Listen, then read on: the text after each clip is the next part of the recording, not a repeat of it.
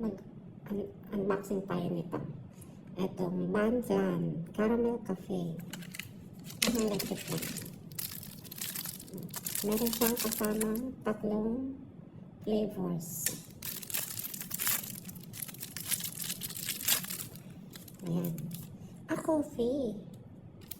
Tapos caramel. Tapos parang coconut. Open na natin.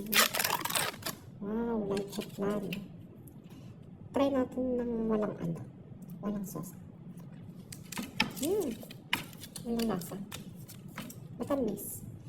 Unahin natin itong coffee. Dami naman itong flavor. Ay! Matapang kaya ito. Ito coffee. Parang kape nga.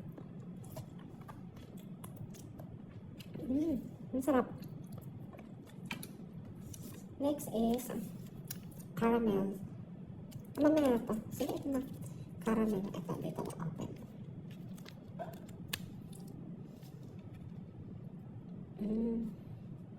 Yung normal na lasa ng leche plan. Caramel.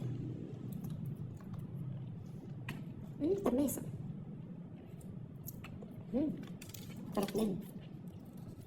Ito naman yung Sotsudoa. Yung coconut. Yung tayo sa dulo. Parang hindi masyadong ito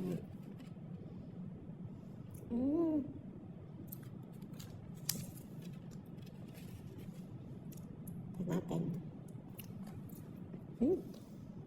Yung coconut nga. Nagdagan pa natin. Ano kaya lasa nito pag pinaghalo-halo? May lasa siya eh. Parang ginapaan na. Sarap. At masarap. Halo-haloin kaya natin. Kasi nakalagay din pwede mahalo-haloin. Wala? Ano kaya yung lasa nito?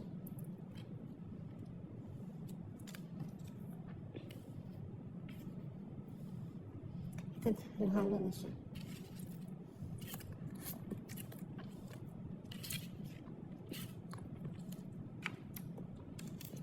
Pangit. Hindi ko na malaman ka ang lasa. Coffee. Maubos ko na. Sarap. Then, caramel ulit. Hirap naman ito. Daming choices. Okay. Sarap. Ubusin ko na.